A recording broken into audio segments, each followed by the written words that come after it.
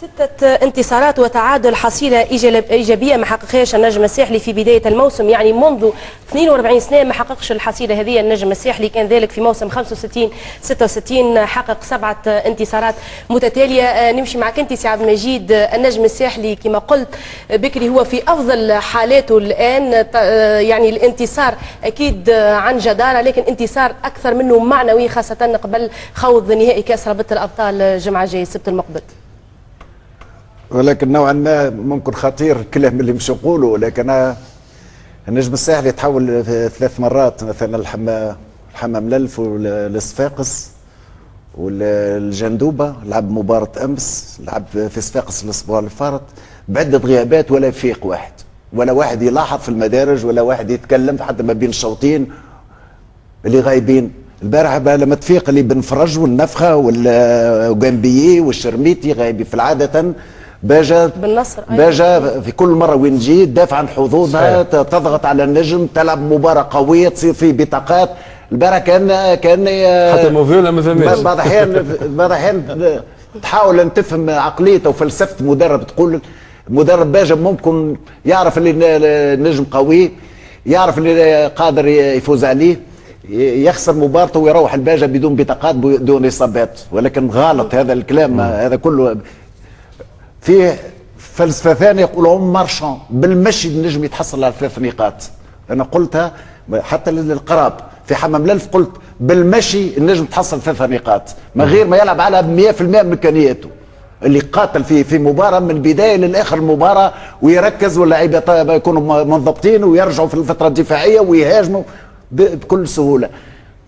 ما نعرف خطير على البطوله ام لا. عليه معناها ثم المستوى بعد ياسر بين النجم والفرق الاخرى. احنا في بدايه الموسم وتشوف الفريق اللي يلعب في سوسه ولا يلعب خارج سوسه بتشكيلته المثاليه او بلا تشكيلته المثاليه، يقدم مباراه كبيره او متوسطه يفوز بمبارياته، ما عدا مباراه المراسير في سوسه.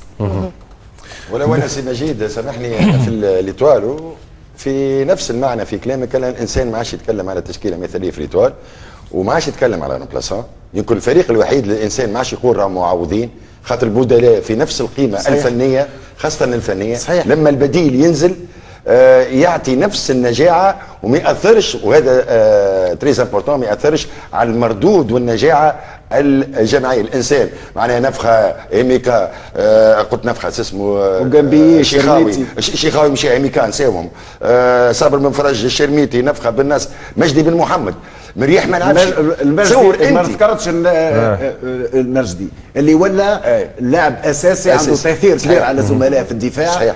ما ذكرتوش لانه عنده لنا مده ما عرفش مشاكل النجم الساحلي على مستوى الدفاع. هذا اذا نقارنوه بفرق لو يغيبوا عليه الركائز هذه سميوه يمكن معناها مش يذيع، معناها هذا هو الفرق. مش من صالح البطوله، مش من صالح البطوله، ولكن ماهوش ذنب النجم الذي الساحلي، نعرف ماهوش ذنب من صالح البطوله. حاجه اخرى كابتن فيما يخص النجم، تو في صفاقس مثلا شفنا جوسن بعيد على مستواه برشا ولكن ما ظهرش.